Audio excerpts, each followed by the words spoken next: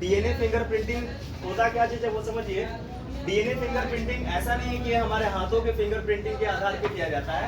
इसके आगे क्या लगा हुआ है, डीएनए। मतलब कि डीएनए फिंगरप्रिंटिंग एक ऐसी प्रक्रिया होती है जिसमें दो मनुष्यों के बीच में, ठीक है, जिसमें दो मनुष्यों के बीच में डीएनए अनुक्रमों का तुलनात्मक क्या किया जाता है, अध्ययन किया जाता है। जैसे होता क्या चीज है, जैसे देखिए डीएनए फिंगरप्रिंटिंग एक ऐसी प्रक्रिया होती है जिसमें डीएनए के अनुक्रम, डीएनए के अनुक्रम का तुलनात्मक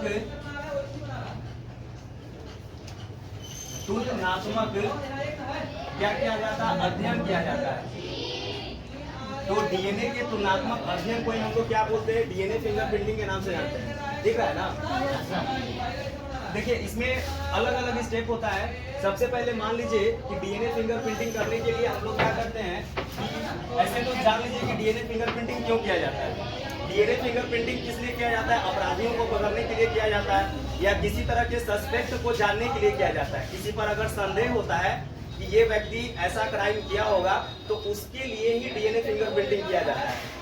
ज्यादातर ये क्रिमिनल के जांच में किया जाता है या पैतृत्व निर्धारण के मामले में किया जाता है। बताएंगे कहाँ कहाँ पे इसका उपयोग होता है। सबसे पहले जान लीजिए कि ये प्रक्रिया होती कैसे है। जैसे मान लीजिए कि ये एक आदमी है, ठीक है, यहाँ तक दिख रहा है ना, ये एक आदमी है, ठीक है। ये आदमी जो है किसी के पास गया, किसी के पास जाएगा, जाहिर सी बात है किसी के पास पहुंचेगा, समझ में आया ना। और इसके पास पहुंचने के बाद जो है ना, ये आदमी जो है किसी कारण से इसका क्या कर देता है, मर्डर कर देता है। इसका क्या कर दिया, मर्डर कर दिया। वहां से चोरी छिपके जो है भाग गया, समझ में आ रहा ना। तो चोरी छिपके भागने के बाद होगा क्या चीज, ये तो निकल जाता है, लेकिन हो सकता है कि मर्डर करते टाइम इसका कोई भी पार्टिकल, शरीर का कोई भी अंश कह सकते हैं, या तो इसका कोई भी पार्ट, जैसे मान लो या तो इसके हाथ में इसका हेयर खींचा हुआ रह जाए, या तो इसका कोई स्किन चला जाए इसके हाथ में, समझ में आया ना।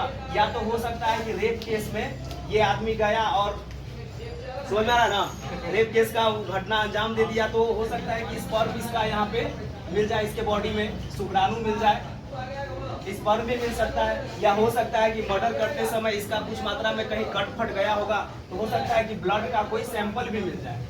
आ रहा समझ में ना।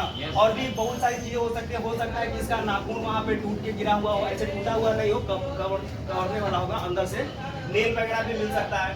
तो इसके शरीर का कोई भी पार्ट्स कह सकते हैं, जैसे हेयर कह सकते हैं, स्किन, स्पर्म, ब्लड और नेल। इससे क्या किया जाता है, सबसे पहले सेल को क्या किया जाता है, प्राप्त कर लिया जाता है। एक चीज याद रखिएगा, जैसे बता रहे थे कि अगर कोई भी इंसान अगर मरता है तो सबसे पहले ध्यान देने वाली बात ये है, जैसे मान लीजिए कि ये मर गया, ठीक ना, ये आदमी मर गया, तो इसके चारों तरफ में क्या किया जाता है ना कि एक निशान लगा दिया जाता है व्हाइट कलर से, जिसमें किसी भी दूसरे आदमी को जानने की इजाजत नहीं होती है। वहां पे सबसे पहले कौन पहुंचता है, फॉरेंसिक का टीम पहुंचता है। जांचकर्ता दल जो होते हैं ना, वो उसी को इसमें जाने की मतलब आजादी होती है, दूसरा कोई आदमी नहीं जा सकता है, क्योंकि हो सकता है कि जाकर सबूत मिटा दे, समझ में आ रहा है ना। तो इसके चारों तरफ के एरिया में वो क्या करता है ना, इन्वेस्टिगेट करता है, जांचता है और देखता है कि कहीं कोई पार्टिकल्स तो नहीं है, हेयर, स्किन, स्पर्म, ब्लड या नेल का कोई अंश तो नहीं है वहाँ पे, समझ में आ रहा है ना। जब इसमें से कोई एक चीज मिल गया, जैसे मान लीजिए कि वहाँ पे ब्लड का सैंपल मिल गया या कुछ भी मान लेते हैं, स्पर्म ही मिल गया, तो स्पर्म मिल गया, इसका मतलब कि सबसे पहले जो है एक सस्पेक्ट का मतलब क्या है, जिस पर संदेह हुआ, हो सकता है कि यही व्यक्ति आया होगा जिसका स्पर्म ये है, क्योंकि फीमेल है तो फीमेल तो स्पर्म बना नहीं सकती है, मिले ना स्पर्म बनाएगा, तो हो सकता है कि उसका स्पर्म मिल गया। तो ये स्पर्म जब मिला तो उस व्यक्ति का हम लोग को क्या मिल गया, एक कोशिका मिल गया। अरे समझ में ना। अब होता क्या चीज है कि कोई भी कोशिका होती है तो उसके अंदर में क्या पाया जाता है, न्यूक्लियस। केवल किसको छोड़कर, आरबीसी को छोड़कर। आरबीसी हमारे शरीर की एक ऐसी कोशिका होती है जिसमें न्यूक्लियस नहीं पाया जाता है। इस आरबीसी को छोड़कर शरीर में जितनी भी कोशिका होती है सब में न्यूक्लियस पाया जाता है, समझ में आ रहा है ना। तो न्यूक्लियस अगर पाया जाता है तो इस न्यूक्लियस के अंदर में क्या पाया जाता है, गुणसूत्र। इस न्यूक्लियस के अंदर में पाया जाता है गुणसूत्र, जिसको क्रोमोसोम कहते हैं। और ये क्रोमोसोम जो है बना होता है किस चीज से, डीएनए से बना होता है। क्रोमोसोम किससे बना होता है, डीएनए से बना होता है, ठीक है। तो हम लोग सबसे पहला स्टेप में क्या करते हैं कि इस कोशिका से क्रोमोसोम के डीएनए को निकालने के लिए सबसे पहले हम लोग उच्च गति वाले रेफ्रिजरेटेड सेंट्रीफ्यूज एक मशीन होता है जिसका नाम है रेफ्रिजरेटेड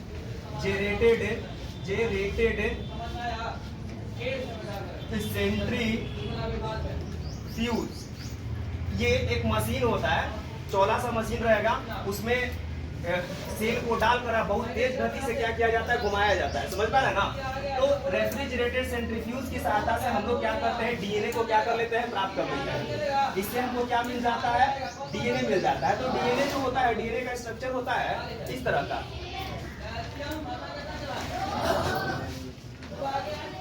ऐसा। ये मान लीजिए कि हमको क्या मिल गया, डीएनए मिल गया। किसका मिल गया, सस्पेक्ट का डीएनए मिल गया। अरे समझ में ना, उसका डीएनए हमको मिल गया। अब इसमें ध्यान देने वाली बात ये होती है कि डीएनए का जो सैंपल होता है ना, वो लगभग 99.9% केस में एक समान होता है सभी व्यक्तियों का। डीएनए का जो सैंपल हो, जैसे मेरा डीएनए, तुम्हारा डीएनए का, सबका जो डीएनए होगा ना, उसमें 99.9% जो न्यूक्लियोटाइड होते हैं ना, न्यूक्लियोटाइड वो सेम होते हैं। बस 0.1% जो न्यूक्लियोटाइड होते हैं वो अलग अलग होते हैं। मतलब कि 1% न्यूक्लियस केवल क्या होता है, नहीं 1% नहीं, 0.1% ये न्यूक्लियोटाइड जो होते हैं वो अलग होते हैं। बाकी 99.9% केस में क्या होता है, सेम होता है। समझ में आ रहा है ना? इस 0.1% को हम लोग क्या बोलते हैं, सैटेलाइट। इसको हम लोग सैटेलाइट के नाम से जानते हैं, इसको सैटेलाइट बोलते हैं।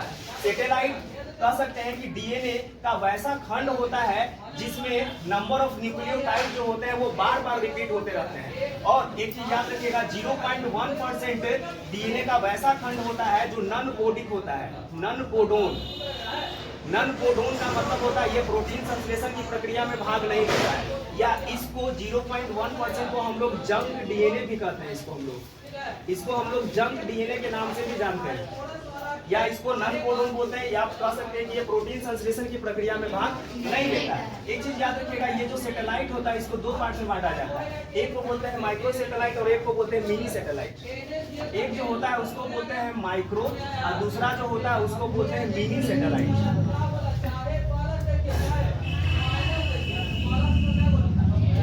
सैटेलाइट। अब ये माइक्रो मिनी का मतलब क्या होता है, माइक्रो और मिनी का मतलब होता है, देखिए माइक्रो का मतलब होता है डीएनए न्यूक्लियोटाइड का वैसा खंड जिसमें नाइट्रोजनस बेस जो होते हैं ना, केवल 0 या कह सकते हैं इसमें 3 से लेकर 8 तक ही न्यूक्लियोटाइड बार बार रिपीट होते हैं, या 6 तक भी माना जाता है। 3 से लेकर 6 तक न्यूक्लियोटाइड जो होते हैं बार बार रिपीट होते हैं। जैसे न्यूक्लियोटाइड का मतलब क्या हो गया, AGCT 3 हो गया यहाँ पे, फिर AGC, फिर AGC, ऐसे करके या तो 3 को रिपीट होगा, या 4 को रिपीट हो सकता है बार बार, या तो 5 को रिपीट हो सकता है, या तो 6 को रिपीट हो सकता है। जैसे AGCTAT 1 2 3 4 5 6, AGCTAT, ये ऐसे करके कितना बार रिपीट होगा, 3 से 6 बार रिपीट हो सकता है।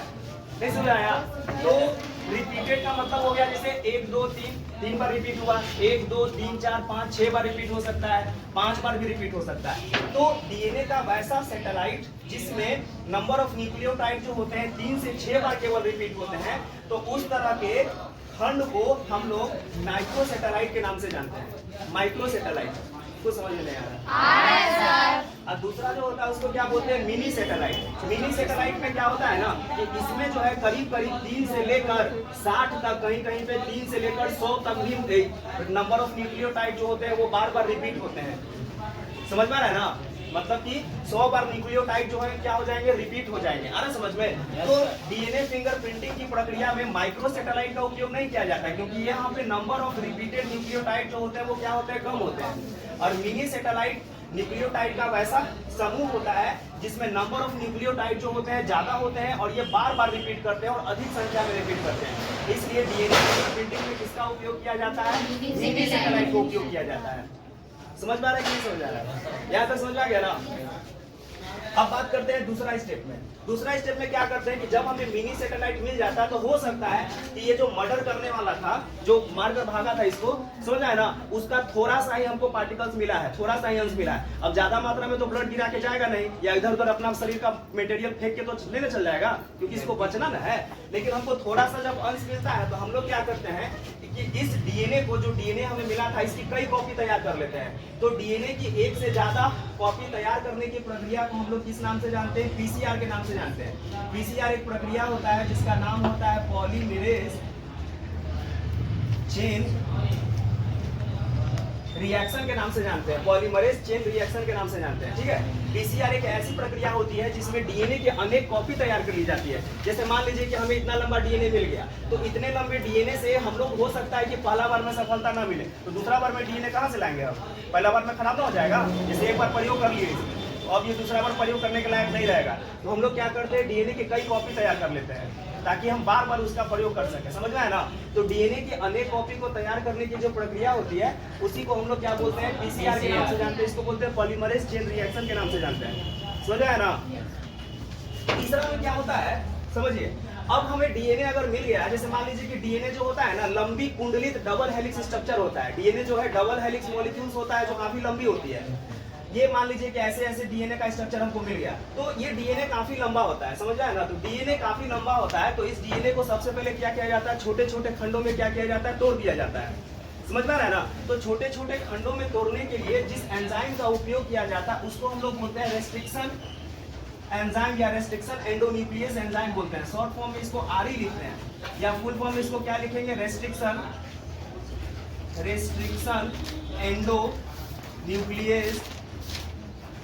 Nucleus enzyme, endonuclease enzyme. समझ में है ना? तो देखो होता क्या चीज है कि रेस्ट्रिक्शन एंडोन्यूक्लियस एंजाइम जो होते हैं ना, डीएनए के मिनी सैटेलाइट को कई पार्ट्स में क्या कर देते हैं? ये तोड़ देते हैं। समझ में आ रहा है कि नहीं आ रहा? समझ में? अरे कोई लंबा सा रस्सी है, तो लंबा सा रस्सी जो है हो सकता है कि प्रयोग करने में काफी लंबा है, तो उसको हम लोग प्रयोग करने के लिए क्या करते हैं? छोटे छोटे रूपों में उसको तोड़ देते हैं। समझ आ रहा? ताकि प्रयोग करने हमको क्या हो सके? तो तीन चीज समझ लीजिए फिर से। सबसे पहले डीएनए फिंगरप्रिंटिंग की प्रक्रिया में हम लोग क्या करते हैं? किसी भी जीव के शरीर से कोशिका को हम लोग प्राप्त कर लेते हैं। कोशिका के रूप में कुछ भी हो सकता है, या तो हेयर, तो हेयर जब निकालेंगे ना तो हेयर का फॉलिकल्स काम में आता है, ना कि ये पूरा ऊपर वाला बाल हुआ।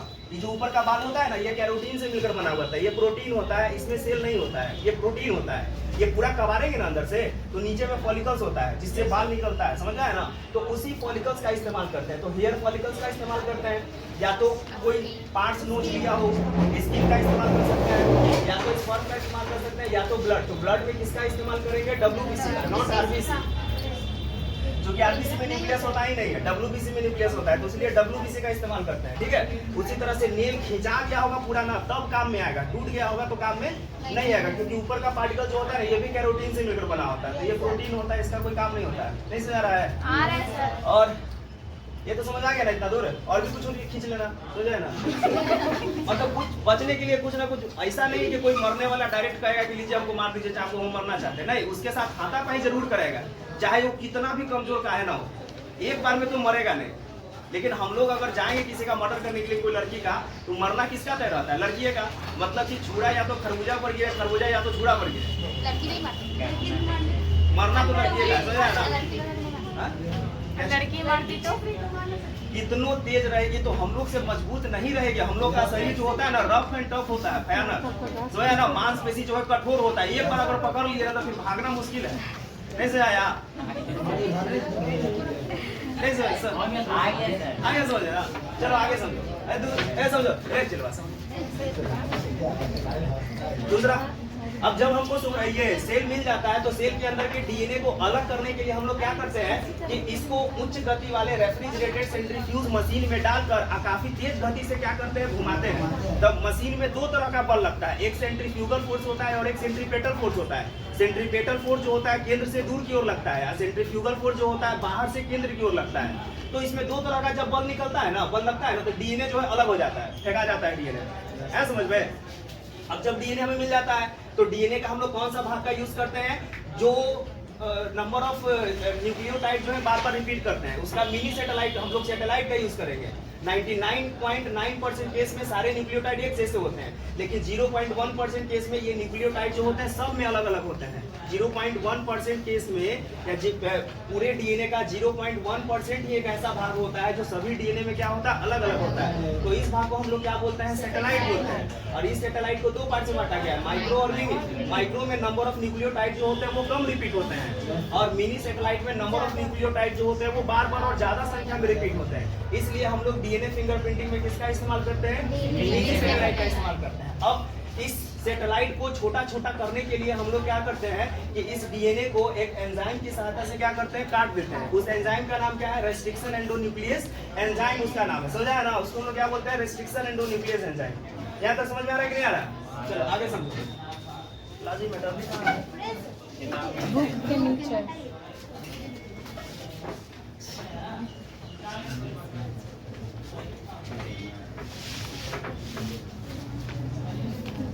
चलिए देखिए, अब हम लोग क्या करते हैं कि जब डीएनए छोटे छोटे खंडों में टूट जाता है, इधर देखो देखो, अब मान लीजिए कि डीएनए को हम काट दिए, तो डीएनए जो है छोटा छोटा खंड में हमको मिल गया। ऐसे ऐसे मान लीजिए कि बहुत सारा छोटा बड़ा खंड में मिल गया, ठीक ना? डीएनए को क्या कर दिया? छोटा छोटा खंड में काटे है ना? किस एंजाइम की सहायता से काटे थे? तो उसका नाम था रेस्ट्रिक्शन एंजाइम। उसको क्या बोलते हैं? रेस्ट्रिक्शन एंजाइम उसको बोलते हैं। यहाँ तक समझ आया ना जी? रेस्ट्रिक्शन एंजाइम की सहायता से हम लोग इसको काट देते हैं। तो अब क्या होता है कि डीएनए का कोई खंड छोटा होता है, कोई खंड बड़ा होता है, कोई खंड छोटा होता है, कोई खंड बड़ा होता है।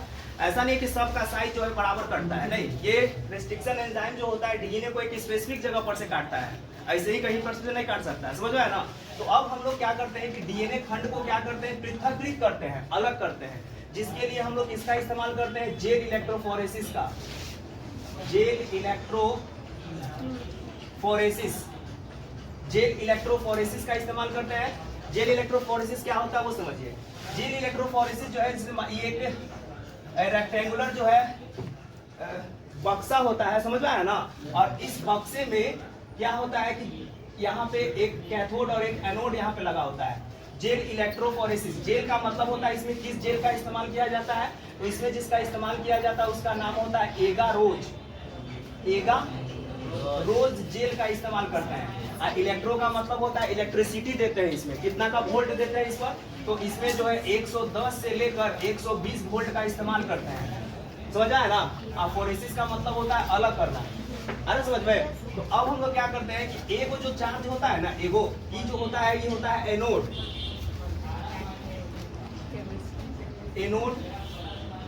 और एक होता है क्या चीज? कैथोड। तो इसमें हम ऐसे ना लेके बक्सवा को जानते हो कैसे ले लेंगे? ऐसे यहाँ पे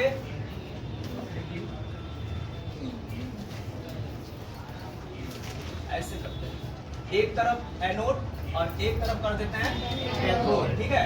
एनोड जो होता है वो प्लस चार्ज होता है और कैथोड जो होता है वो माइनस चार्ज होता है। अब हम लोग क्या करते हैं कि यहाँ पे छोटा छोटा जो है ना कैविटी होता है, खाली जगह होता है, कूप इसको बोलते हैं, कुआं होता है, खाली जगह होता है। समझ में आ रहा है ना? इसमें हम लोग क्या करते हैं ना कि डीएनए को क्या कर देते हैं? डाल देते हैं। जो छोटा छोटा डीएनए काटे थे ना, उसको माइक्रो इंजेक्टर की सहायता से, तो कसरत क्या कर रहा है क्या वो बोलो ना, तो पसीने पसीने हो गए, समझ रहे हैं? बड़े देखो, तुम्हें लोग कितने बोलते हैं जी? हमको क्या जरूरत है? अब तो हम तो पास कर गए। चलो चलो सब समझो। देखिए अब होता क्या चीज है ना कि अब एक आदमिया का जो डीएनए था ना, उसको हम लोग क्या कर दिए? इसमें डाल दिए। इसमें हम लोग डीएनए चूंकि नेगेटिवली चार्ज होता है, डीएनए नेगेटिवली चार्ज होता है, समझ में आया ना? H3PO4 के कारण, फॉस्फोरिक अम्ल के कारण डीएनए कैसा हो जाता है? नेगेटिवली चार्ज होता है। और प्रोटीन जो होता है ना, हिस्टोन प्रोटीन, वो पॉजिटिव चार्ज होता है। तो हम लोग इसमें क्या करते हैं? डीएनए को डाल देते हैं, ठीक? यहाँ पे डीएनए चला गया। किसका डीएनए चला गया? जिस व्यक्ति पे हमको क्या चीज था? संदेह था, या संदेह नहीं था, उसका डीएनए डालते हैं जो ऑन द स्पॉट जो है ना मर्डर करने के टाइम हमको मिला था। नहीं समझ आया? मर्डर जो मरा था ना, अरे जो लड़की मर गई थी ना, उसके आसपास में से जो सेल निकाले थे ना, उसका डीएनए इसमें डाल दिए, इसमें डाल दिया उसका डीएनए। और अब क्या करेंगे ना कि 4-5 को जो कुआं होता है ना, इसमें वैसे व्यक्तियों का डीएनए डालते हैं जिस पर हमको क्या होते रहता है? संदेह है। समझ में आ रहा है ना? जैसे हो सकता है कि मेरे साथ सोनू सर भी गए हो, प्रशांत सर भी गए हो, सबको इन्विटेशन मिला होगा ना? सोनू सर भी गए हो, प्रशांत सर भी गए हो, मैथ वाले सर भी, अजय सर भी गए हो, और रंजीतो सर गए होंगे, तो सबको डाल दिए यहाँ पे। अब क्या करेंगे कि इसमें मान लीजिए कि सूरज सर गए, ठीक ना, प्रशांतो सर चल गए, उसके बाद सोनू सर भी गए, समझ आया ना? और फिर कौन से? रंजीत सर। सबका डीएनए जो है इसमें हम डाल दिए, यानी कि इनका भी डीएनए यहाँ तक दिख रहा है हुआ, इनका डीएनए और इनका डीएनए, सबका डीएनए इसी प्रोसेस से कर करके इसमें क्या करते हैं? इस कुआं में डाल दिए। समझ आ रहा है ना? जिस पर संदेह है कि इसमें से कोई एक मर्डर जरूर होगा, लेकिन पता कैसे करेंगे? अभी ऐसी तो कर नहीं सकते हैं। अब क्या करेंगे ना कि इस पर जो है 120 वोल्ट का क्या करते हैं, करंट सप्लाई करते हैं बैटरी की सहायता से, समझ आया ना, बैटरी की सहायता से करंट। तो जैसे ही करंट डालते हैं ना, तो चूंकि निगेटिवली चार्ज जो डीएनए होता है वो पॉजिटिव की ओर भागना शुरू कर देता है। अरे समझ में, तो यहाँ से जो डीएनए होगा ना, वो अब किधर भागेगा, पॉजिटिव की ओर भागेगा। समझ में आ रहा है कि नहीं आ रहा है? तो इसमें जो छोटका होगा ना, छोटका पार्टिकल्स हुआ, वो पहले भागेगा, उसके पीछे उससे बड़ा वाला रहेगा, फिर उसके पीछे बड़ा वाला रहेगा। जैसे भीड़ है बहुत सा, अब भीड़ में जो है ना बहुत सारे व्यक्ति को दौड़ा दिए, तो जो पतला दुबला रहेगा ना वो आगे भागेगा, जो उससे थोड़ा मोटा रहेगा ना उसके पीछे रहेगा, जो उससे थोड़ा और मोटा रहेगा ना वो और पीछे रहेगा, और जो पूरा एकदम पक्का लोथ रहेगा ना तो पीछे पीछे दौड़ते रहेगा। समझ आया ना?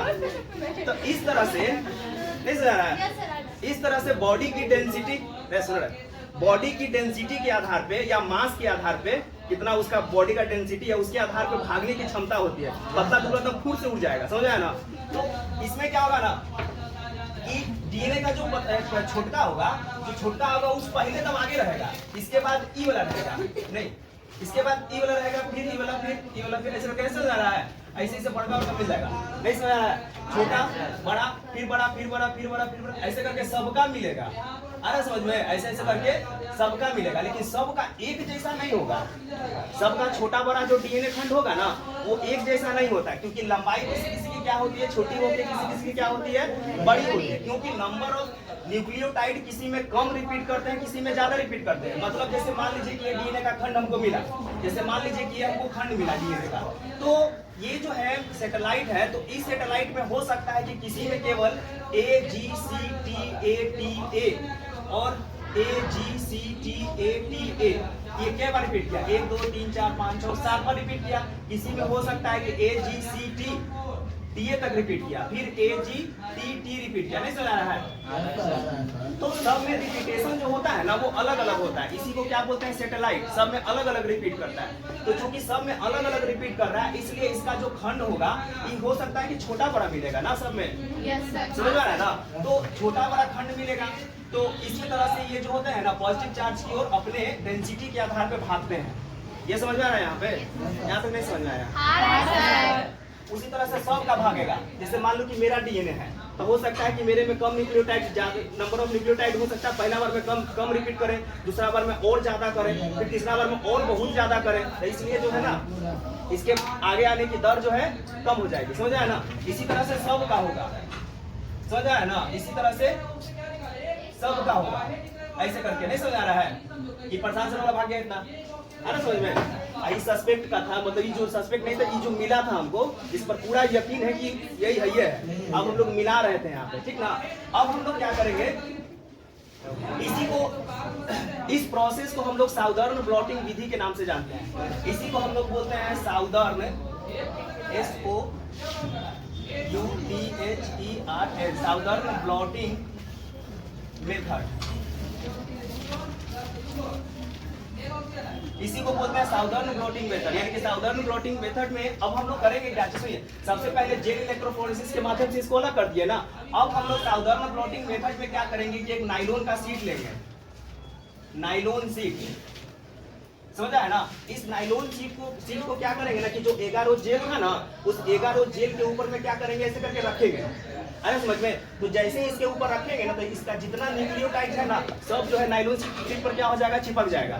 अरे समझ में? तो इस पर जब चिपक जाता है ना, तो यही प्रक्रिया जो है साउदर्न ब्लॉटिंग विधि के नाम से जानी जाती है। यानी कि साउदर्न ब्लॉटिंग विधि एक ऐसी प्रक्रिया होती है जिसमें हम लोग क्या करते हैं कि जेल इलेक्ट्रोफोरेसिस के माध्यम से जो डीएनए खंड एक दूसरे से अलग हुए थे अपने डेंसिटी के आधार पे, उसके ऊपर में नाइलॉन शीट को रखते हैं, और वो नाइलॉन शीट जो होता है ना, डीएनए फ्रैगमेंट को क्या करता है, खींच लेता है।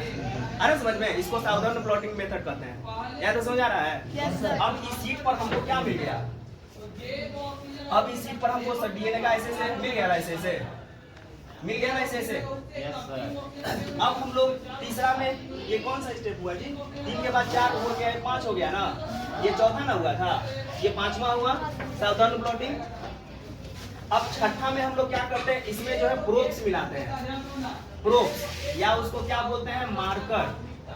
प्रोब्स या मार्कर। तो प्रोब्स या मार्कर जो होता है ना, रेडियो एक्टिव जो होता है ना, न्यूक्लियोटाइड ही कहते हैं, रेडियो एक्टिव न्यूक्लियोटाइड कहते हैं। जैसे मान लीजिए कि यहाँ पे डीएनए का ये वाला खंड है, ऐसे इस पर जो है मान लीजिए कि रिपीट कर रहा है A G C T, इस पर G G G T A ऐसे करके। एक चीज इसमें भूल गए थे थोड़ा सा कि जेल इलेक्ट्रोफोरेसिस में जब डीएनए खंड को डालते हैं ना, तो उसी में हम लोग क्या करते हैं कि डबल हेलिक्स डीएनए को तोड़ने के लिए एक अलग से एंजाइम डाल देते हैं जो डबल हेलिक्स डीएनए को सिंगल में बदल देता है, सिंगल लरी बदल देता है। जैसे ये डबल है ना, तो डबल को तोड़ने के लिए हम लोग क्या करेंगे, डबल हेलिक्स को टूटेगा तब ना सिंगल सिंगल हमको मिलेगा। तो इसमें एक अलग तरह का क्षारीय पदार्थ डालते हैं जो डीएनए की डबल हेलिक्स को क्या कर देता है, तोड़ देता है, तब जाके सिंगल सिंगल पट्टी हमें मिलती है, ठीक ना। अब इसमें हम लोग क्या मिलाते हैं, प्रोब्स मिलाते हैं। तो प्रोब्स क्या होता है, प्रोब्स जो होता है रेडियो एक्टिव ना होता है, प्रोब्स, हाँ प्रोब्स या मार्कर मिलाते हैं, ठीक ना। रेडियो एक्टिव संश्लेषित डीएनए खंड है, ये समझो, ये रेडियो एक्टिव ये रेडियो एक्टिव डीएनए संश्लेषित खंड होता है। इसमें करता क्या है ना कि जैसे हमको डीएनए मिला था यहाँ से, तो इस डीएनए का अपोजिट डीएनए जो होता है ना, इसके साथ जुड़ते चल जाता है। जैसे ए है तो क्या मिलेगा, जी है तो क्या मिलेगा, सी है तो क्या मिलेगा, जी, और टी है तो क्या मिलेगा, ए। फिर इसका अपोजिट इसके साथ जोड़ा बना लेगा, समझ में आ रहा है ना, जी ए के साथ, ए टी के साथ बनाएगा, जी सी के साथ, ऐसे करके फिर समझ आया ना। ये वाला जी किसके साथ बनाएगा, सी जी सी जी और टी ए के साथ। ये रेडियो एक्टिव न्यूक्लियोटाइड हो गया। ए है तो टी है तो ए है तो टी है तो ए। इस तरह से हमको ये मिल जाता है। तो ये थोड़ा ज्यादा चमकीला होता है ताकि हमको पता चल सके, समझ में आया ना। इस प्रोब्स को मिलाने के बाद अब होता क्या चीज है कि जैसे इस प्रोब्स को मिलाते हैं ना, तो ये अपने VNTR को क्या कर देता है, बना लेता है। जैसे टी है तो ए बनाएगा, सी है तो जी है तो सी, ए है तो टी। तो इस तरह से अपने पूरक न्यूक्लियोटाइड को जब ये खोज लेता है ना, तो इसी को हम लोग क्या बोलते हैं, VNTR के नाम से जानते हैं। VNTR किसे कहते हैं, VNTR का पूरा नाम होता है variable number tendon repeated. Variable number tendon repeated का मतलब होता है ये जो न्यूक्लियोटाइड यहाँ पे है, इसका अपोजिट न्यूक्लियोटाइड जो यहाँ पे ढूंढ कर अपना जो है तैयार कर लेता है। इसी को क्या बोलते हैं, VNTR। समझ में आ रहा है ना।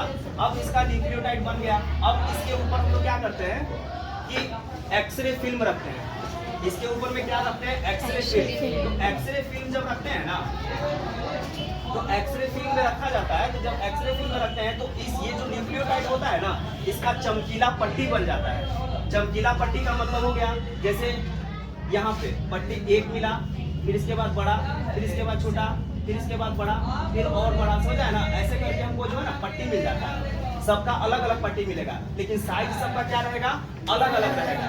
हो सकता है कि इसका साइज इतना बड़ा हो, ठीक ना, दूसरे वाले का साइज ये मिला, फिर अगले वाले का साइज ये मिला, फिर ऐसे करके समझ में आ रहा है कि नहीं आ रहा। जैसे बार कोड होता है ना, बार कोड में क्या होता है, ऐसे ऐसे बार कोड बना होता है ना, ऐसे ऐसे बार कोड होता है।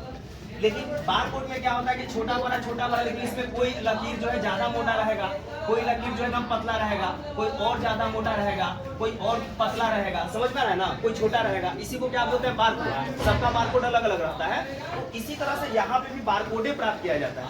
समझ में आ रहा है कि नहीं आ रहा समझ। तो इस न्यूक्लियोटाइड का हम लोग क्या देख लेते हैं, स्थिति देख लेते हैं कि किसका साइज कितना बड़ा है और किसका साइज कितना छोटा है। अब हम लोग सब का निकालने के बाद हम लोग क्या करेंगे ना, ऐसे ऐसे सबका निकाल लिए, और निकालने के बाद हम लोग किससे मैच करते हैं, इसके वाले से मैच करेंगे। ये वाला जो निकला था ना यहाँ से, पहला वाला सस्पेक्ट यही ना था जी, पहला वाला डी ने यही था ना, दूसरा वाला कौन था, SO और R। सब का जब वेरिएबल नंबर टेंडोन रिपीटेड निकाल देते हैं ना, तो इस वेरिएबल नंबर टेंडोन रिपीटेड को हम लोग इस डीएनए से क्या करते हैं, मिला कर देखते हैं। जिसका पट्टी इसके जैसा हूबहू मैच कर गया, समझ में आ रहा है ना, सबका पट्टी जो है अलग अलग रहेगा, नहीं समझ आ रहा है। वेरिएबल नंबर टेंडोन रिपीटेड जो है सबका अलग अलग रहता है। तो जिसका इसके साथ मैच कर जाएगा, समझो कि अपराधी जो है वही है, नहीं समझ आ रहा है। तो डीएनए फिंगरप्रिंटिंग की प्रक्रिया में मुख्य रूप से कौन भाग लेते हैं, तो VNTR भाग लेते हैं। इसी को वेरिएबल नंबर टेंडोन रिपीटेड करते हैं। कितना बार ये रिपीट कर रहा है साइक्लिक प्रोसेस, समझ है ना। इस रिपीटेड पट्टी को देखकर ही हम लोग डीएनए को क्या कर देते हैं, मिला देते हैं, ठीक ना, जिससे मैच किया। अब मैच हम लोग किससे करवाएंगे, जो सबूत हमको, जो विटनेस नहीं सुना रहा है, जो सबूत हमको वहाँ डेड बॉडी से मिला था, उसके डीएनए से अगर मिल जाता है तो मतलब कि अपराधी वही है, नहीं तो फिर अपराधी कोई और है। फिर किसी और पे संदेह होगा ना, तो फिर उससे डीएनए को निकाल कर फिर यही पट्टी बनाएंगे ऐसे ऐसे, अब फिर इससे क्या करेंगे, मिलाते हैं। तो ये पट्टी है क्या? ये पट्टी जो है ना नंबर ऑफ टेंडन रिपीटेड है, जिसमें न्यूक्लियोटाइड जो है बार बार क्या होते रहता है, रिपीट करते रहता है ना समझ में। इस पूरी प्रक्रिया को ही हम लोग डीएनए फिंगरप्रिंटिंग के नाम से जानते हैं। ये लंबा चौड़ा प्रक्रिया है। इसकी खोज जो है किसने किया था? एलेक्स जेफरीज ने किया था। इसकी खोज जो है एलेक्स जेफरीज ने किया था। सन लगता है कि ये डेट हमको याद नहीं है, सन 1835 ईस्वी के आसपास में किया था, कुछ एग्जैक्ट याद नहीं है, लेकिन उस वैज्ञानिक का नाम है एलेक्स जेफरीज। 35 या कब है पता नहीं, एलेक्स जेफरीज ने किया था। समझ आ रहा है ना। अब इस डीएनए फिंगरप्रिंटिंग का उपयोग कहाँ कहाँ पे करते हैं वो देख लीजिए। यूजेस ऑफ डीएनए समझ नहीं आ रहा है। अब इसको मिटाते हैं, यूज बताते हैं तो चैप्टर खत्म हो जाएगा ये। हाँ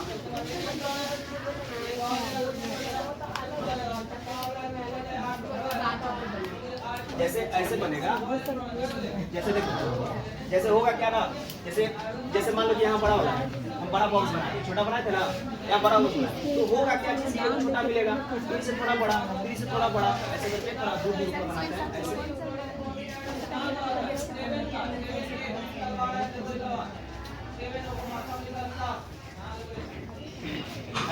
ठीक ना। ये मान लो कि एक पट्टी मिल गया, नंबर ऑफ टेंडन रिपीटेड जो हमको ऐसा मिला, जो वहां पे गिरा हुआ था उस ब्लड का मिला था, डीएनए का ये पट्टी मिला हमको, ये न्यूक्लियोटाइड है। समझ आया ना।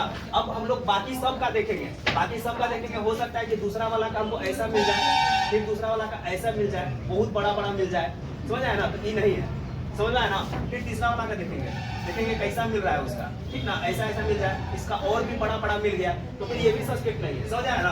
अब एक और देखेंगे जिसमें उसका जो है ना ऐसे ऐसे मैच करने लगेगा, लेंथ इसका देखेंगे, समझ आया ना, इसका लेंथ देखेंगे और कितना बार ये रिपीट कर रहा है, लेंथ भी देखा जाता है इसमें, और नंबर ऑफ रिपीटेड मतलब कि नंबर ऑफ रिपीटेशन भी देखा जाता है, कितना बार ये रिपीट किया। जैसे इसमें 1 2 3 4 5 6 7 8 बार रिपीट किया, अगर उसमें भी 8 बार रिपीट किया और लंबाई सेम रिपीट किया, समझ में आया ना, तब मतलब कि वही मर्डर है, नहीं तो कोई मर्डर नहीं है। द नंबर ऑफ रिपीटेशन देखा जाता है और लेंथ ऑफ द कह सकते हैं कि न्यूक्लियोटाइड को भी देखा जाता है ना, समझ में नहीं समझ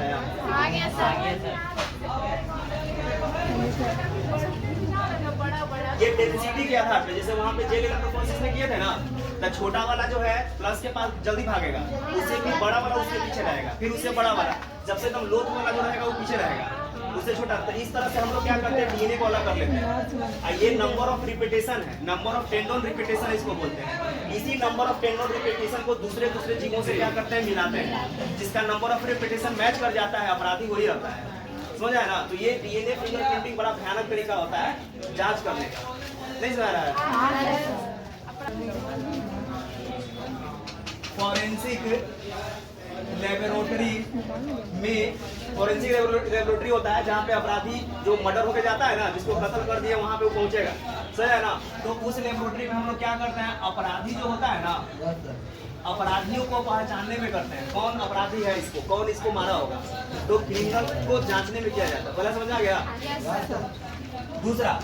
दूसरा में है कि समरूप जुड़वा को छोड़कर इसमें जो है ऐसे सारे किसी को किया। दूसरा देखो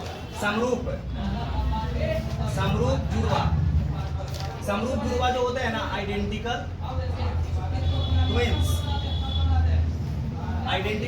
तो आइडेंटिकल ट्विंस मतलब कि समरूप जुड़वा होता है, उसमें डीएनए हूबहू एक जैसा होगा, यानी कि जो 0.1% बताए थे ना, 0.1% भी मैच करेगा समरूप जुड़वा में, समझ आया ना। तो उसको छोड़कर बाकी जितने भी व्यक्ति इस पृथ्वी पे पाए जाते हैं ना, सबका डीएनए जो है अलग अलग हो जाता है, और इससे एक व्यक्ति को दूसरे व्यक्ति से क्या किया जाता है, अलग किया जाता है या पहचान की जाती है। तो दो व्यक्तियों के बीच में पहचान की जाती है इससे। तीसरा होता है पैतृत्व निर्धारण के मामले में, पैतृत्व निर्धारण के मामले में, पैतृत्व निर्धारण के मामले में जैसे मतलब कैसे हो गया, जैसे मान लो कि समझाए, जैसे मान लो कि एक लड़की है, लड़की जन्म करते हो, एक जो है लड़का है, समझ आया ना। तो ये लड़की और ये लड़का है, शादी से पहले जो इन दोनों के बीच में रिलेशनशिप बन गया, रिलेशनशिप, और रिलेशनशिप होने से क्या हो गया कि ये जो है लड़की प्रेग्नेंट हो गई। ऐसे समझ आ रहा है कि नहीं आ रहा है। अब जब प्रेग्नेंट हो गई तो ये लड़का जो है ना जान गया कि ये लड़की प्रेग्नेंट हो गई, तो ये भाग गया, समझ आ रहा। तो भागने के बाद ये लड़की कहेगी हम आपको जाने देंगे, हो नहीं सकता है, समझ आया ना? आप ही इसके बाबूजी हैं, भागिएगा। तो ये लड़का बोलता है कि हम नहीं जानते हैं किसका बच्चा है, समझ आया ना? किसी और का बच्चा जो है मेरे गले में बांध रहा है, बनेगी होशियार, समझ आया ना? नहीं समझ रहा है?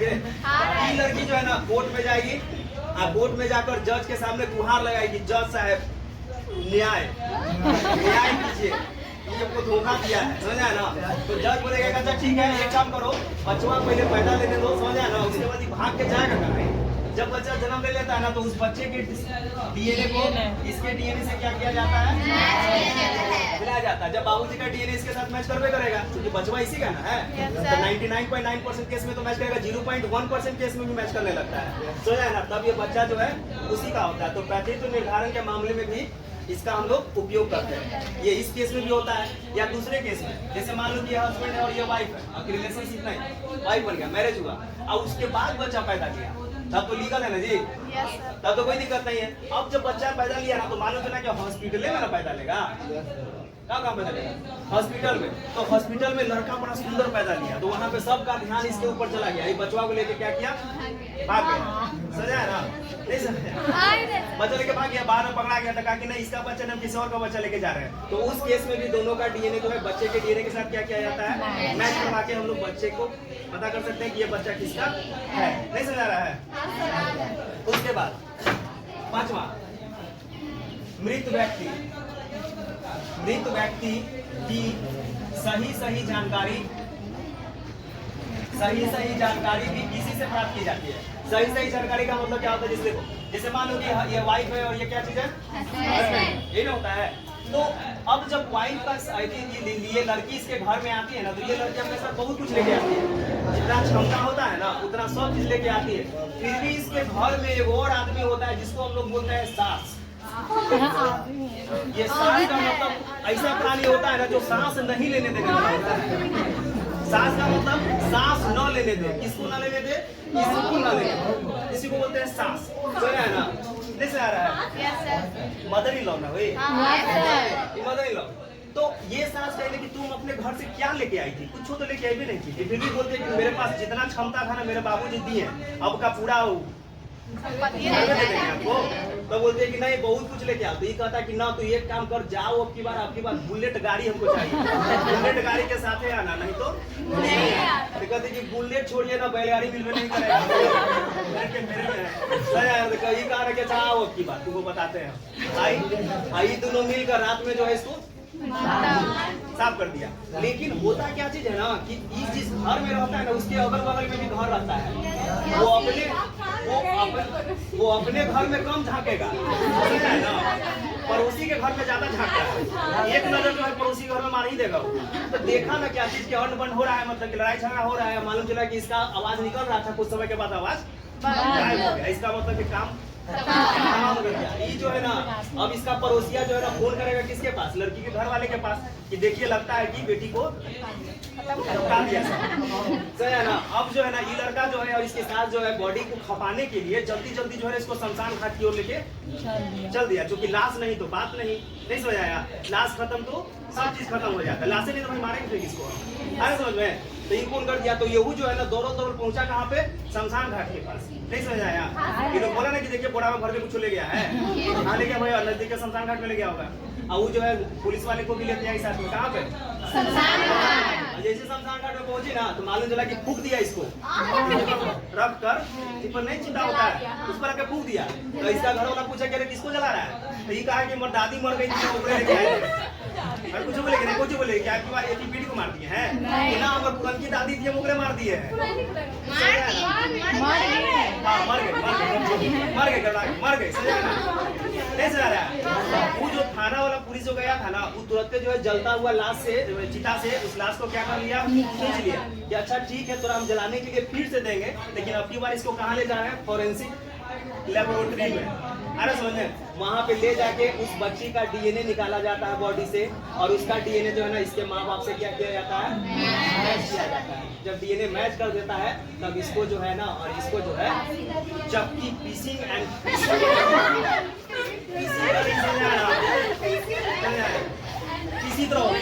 करते रहो, समझा है कि नहीं? और अरे सुनो, छठा केस में नहीं समझाए? छठा में लिखता है न्यायालय के पहले सबको समझा दिया। सही माता पिता की जानकारी इसी से प्राप्त की जाती है। सही माता पिता का ज्ञान भी इसी विधि के द्वारा होता है कि कौन इसके सही में माता पिता है या नहीं। अरे समझ में? तो इस तरह से डीएनए फिंगरप्रिंटिंग का क्या किया जाता है, उपयोग किया जाता है। एक बार एक इराक में ISIS का कब्जा हुआ था। इराक में ISIS खतरनाक विधि है। ISIS ये बड़ा भयानक आतंकवादी संगठन है। ISIS हाँ अभी भी है। तो ये पूरा इराक पर क्या कर लिया था, कब्जा कर लिया था। तो वहाँ पे भारत से भी 30 गो आदमी जो था ना काम करने के लिए गया था, क्योंकि वहाँ पे तेल का कुआं है ना, वहाँ से तेल निकलता है, तो वहाँ पे काम करने गया था। नहीं समझ रहा है? तो जब ISIS का कब्जा हुआ था ना, तो वो मुस्लिम को छोड़ देता था। जितना अदर रिलीजन के आदमी रहते थे ना, जैसे सिख हो, ईसाई हो, हिंदू हो, समझ आया ना, उस सबको मारता था। बड़ा भयानक तरीका से मारता था, एकदम गला काट काट के, एकदम धीरे धीरे धीरे धीरे हलाल करना। नहीं समझ आया? समझ आ रहा है कि नहीं आ रहा? तो 30 को पता चला कि ये फैक्ट्री में काम करता है, 30 को भारतीय। तो वहाँ पे सब IS वाला पहुंचा, इसको जो है ना पिकअप पे लादा, पिकअप के लाद मतलब उस पर लाद करके लेके चला गया। समझ आया ना? ले जाके उधर मार मुर दिया, काम खत्म कर दिया। अब जब ISIS का कब्जा वहाँ से हटा, तो यहाँ पे विदेश मंत्री थी जिसका नाम था सुषमा स्वराज करके था। हाँ वो स्मृति ईरानी नहीं, सुषमा स्वराज है, वो विदेश मंत्री थी। तो उससे यहाँ के जो परिजन थे ना 30 आदमी के, इससे बोले कि देखिए ना 30 मेरे मतलब मेरे रिलेशनशिप वाले जो है वहाँ पे काम करने गए थे, ठीक ना, इतने समय से अभी तक कोई कॉल नहीं आया है ना किसी तरह का कोई संदेश मिला है, मेरे परिजन के साथ क्या हुआ थोड़ा पता लगाइए। समझ आ रहा है कि नहीं आ रहा है? तो वहाँ पे जांच दल पहुंचा उसके देश में, इराक में पहुंचा, और इराक में पहुंचने के बाद कहा कि यहाँ पे 30 भारतीय जो इस फैक्ट्री में काम करने आए थे, ये 30 भारतीय अब नहीं है, आखिर गया कहाँ से? समझ आया ना? तो जब पूछताछ हुआ तो वहाँ पे का एक आदमी जो था मुस्लिम ही था, मुस्लिम ठीक से लिखना है, मुस्लिम एक आदमी था। वो बोला ना कि 30 को जो है ना एक पिकअप पर लाद कर गया, सब जो है ना ISIS वाला इसको लेके चला गया था। समझ में आ रहा? कहाँ लेके गया था ये पता नहीं, लेकिन कहीं पहाड़ी तरफ लेके चला गया था। तो खोज करते करते पता चला ना कि एक पहाड़ के पास जो है ना खुदाई हो चुका था, और वहाँ की मिट्टी थोड़ी उठी हुई थी, अब बाकी सब मिट्टी जो था क्या चीज था, प्लेन था। मतलब कि ऐसा लग रहा था कि 2-3 महीना पहले जो यहाँ पे खुदाई हुआ है। तो वहाँ पे जब खुदाई का काम शुरू किया ना, तो इराक वाला कहा कि आप बेवजह जो है मेरे जमीन पर खुदाई नहीं कर सकते हैं, आपको कोई सबूत देना पड़ेगा कि इसके अंदर में आपके परिजन ही है।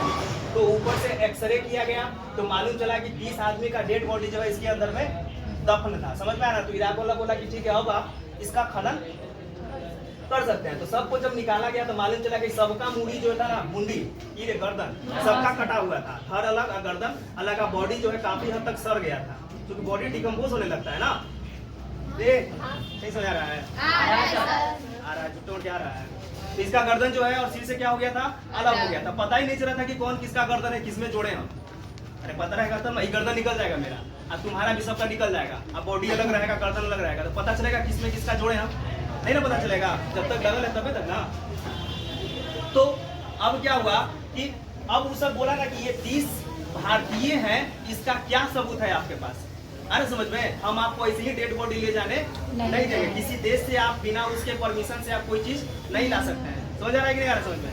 तो क्या किया गया कि जो जो लोग जो था ना, बोला था ना कि मेरे रिलेशनशिप वाले वहां पे गए हैं, सबका DNA सैंपल जो है कहाँ किया गया, मंगवाया गया वहां पे। अरे समझ में, या इस 30 आदमी के DNA सैंपल को क्या किया गया, यहाँ पे भेजा गया और कहा गया कि मिला के दिखाइए कि किसका किससे मैच करता है। समझ में आया ना? तो 30 में से 29 आदमी का DNA सैंपल जो था ना, सबसे क्या किया गया, मैच किया गया, सबका मैच कर गया। एगो का DNA सैंपल मैच नहीं कर रहा था क्योंकि उसका माँ बाप मर गया था। समझ आया ना? तो उसके दादा दादी से DNA सैंपल को मैच करवाया गया, तो हल्का फुल्का मैच किया, तो फिर पता चला कि ये 29 जो है ना भारतीय ही है और वहाँ पे इसके रिलेशनशिप वाले हैं। नहीं सुना रहा है? तो इस तरह से वहाँ से डेड बॉडी को निकाल कर फिर क्या किया गया, सबको दिया गया, तो अंतिम संस्कार हुआ सबका। है समझ में?